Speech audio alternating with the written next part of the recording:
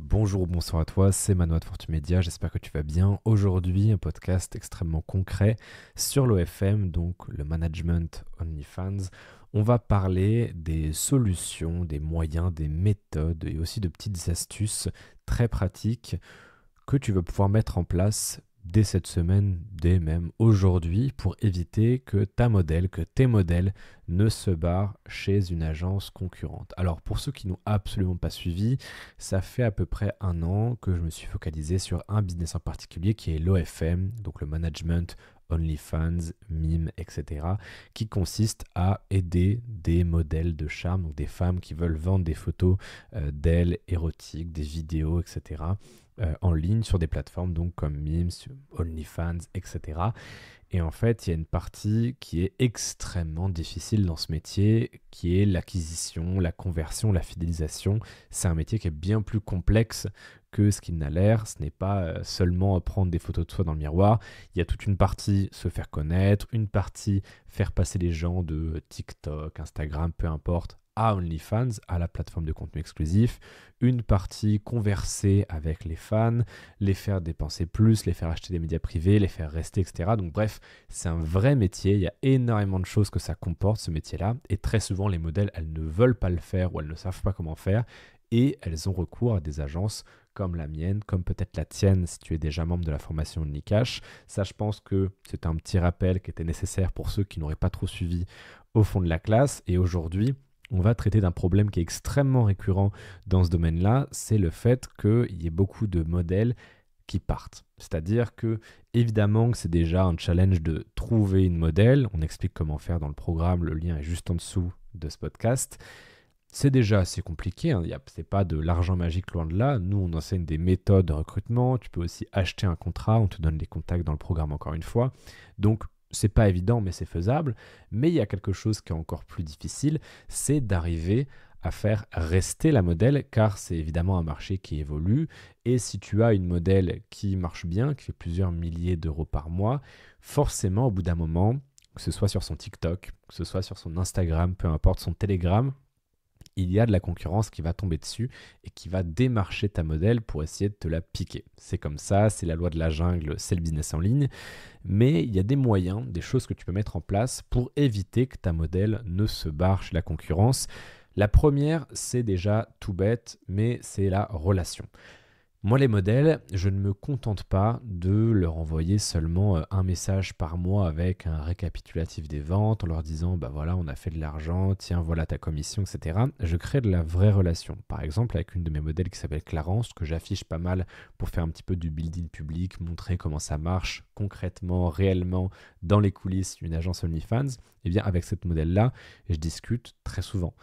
C'est tous les 2-3 jours. J'ai aussi mon chatter qui est dans le groupe avec nous qui lui parle très régulièrement, mon assistante aussi. On lui délivre une prestation qui est 360 et vu que toute l'équipe s'entend bien, c'est agréable de travailler ensemble. Et déjà, on sous-estime vachement ça, mais le côté humain, ça va réduire le taux de churn, entre guillemets, le taux de modèles qui vont se barrer de chez toi, que ce soit pour aller chez une autre agence ou alors pour reprendre seul. Le contact humain, ça fait vraiment la diff. Et quand on facture, que ce soit 30, 40, 50%, 60%, la relation, en fait, plus tu factures cher en termes de pourcentage, plus en termes de relation, ça doit être avancé.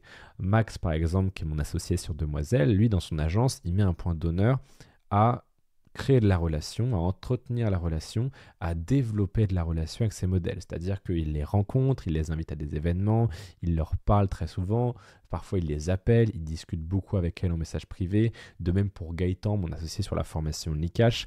La relation, c'est un atout qui est extrêmement sous-estimé. Et en fait, la création de liens, c'est comme si demain, il y a une sorte de personne qui a un coup de cœur sur toi, mais une personne qui a un coup de cœur amical et qui va essayer voilà, de se la jouer copain-copain avec toi, de machin, etc.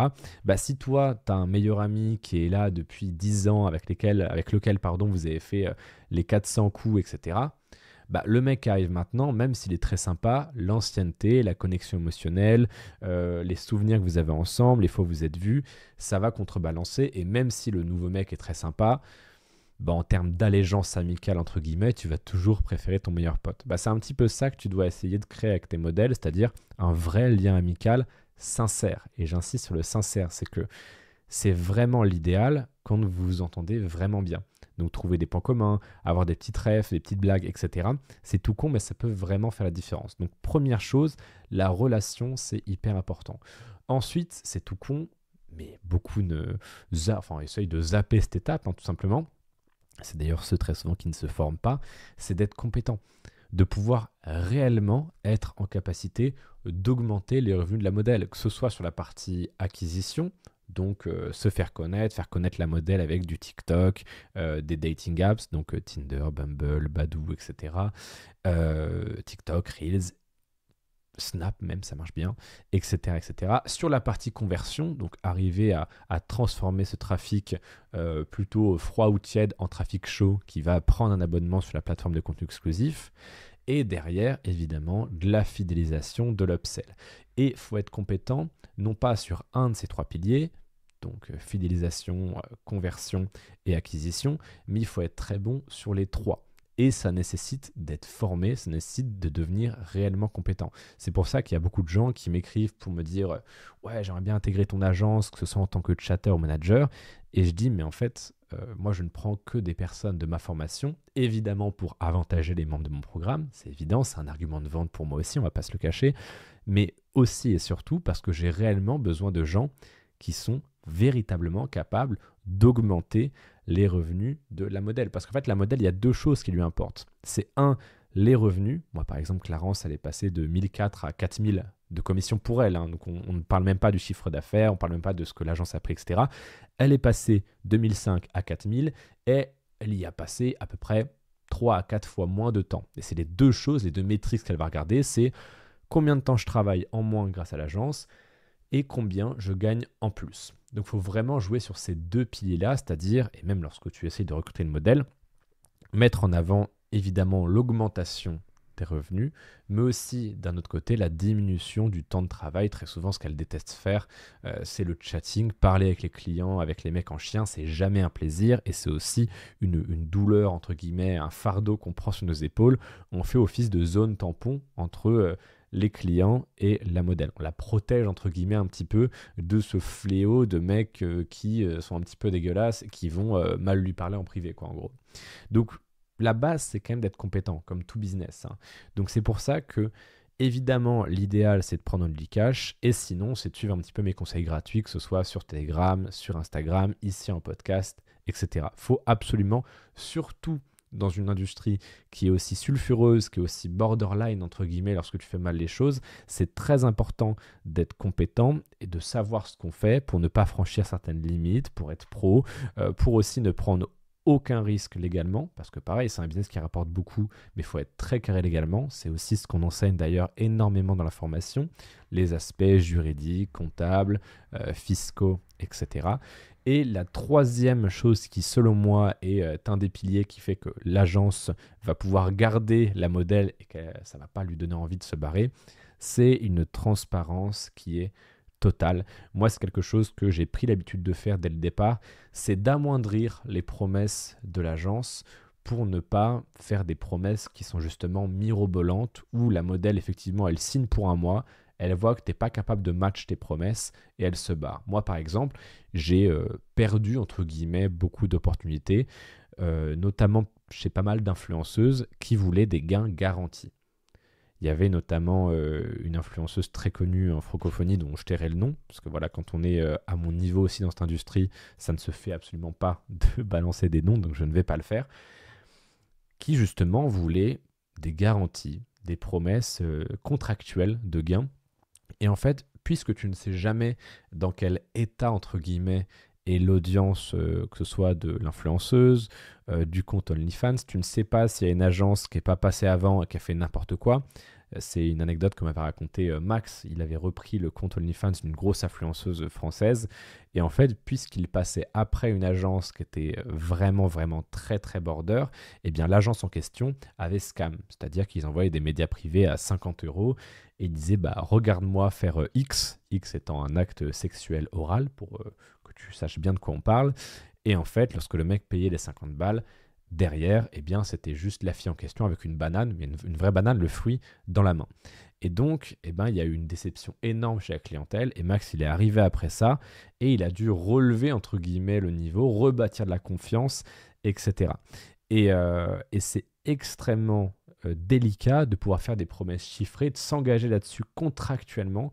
Moi, je t'encourage à ne jamais t'engager sur rien en termes de gains, à dire plutôt à la modèle, écoute, ce que je te propose, c'est qu'on fait une phase de test pendant un mois, contractuel encore une fois, où on ne fait pas de promesses, on voit comment ça se passe, et si tu as envie d'aller plus loin, eh bien on réévaluera le pourcentage, parce que l'idée c'est de la faire signer, donc tu lui proposes par exemple un pourcentage très très bas à 20%, d'accord, du montant acheté, commission de Mime OnlyFans déduite bien évidemment. Tu lui dis écoute, on fait un premier mois à 20%, et si on atteint un résultat qui nous convient à tous les deux, et qu'on a mis des choses en place, et que voilà, c'est intéressant pour les deux parties, eh bien on augmente le pourcentage à 30-35% par exemple, et on continue de bosser ensemble. Mais faire des promesses mirobolantes, c'est jamais une bonne idée parce que très souvent tu ne seras pas capable de les tenir. Il faut jamais s'engager là-dessus en se disant ouais bon bah c'est pas grave, j'ai trouvé un moyen.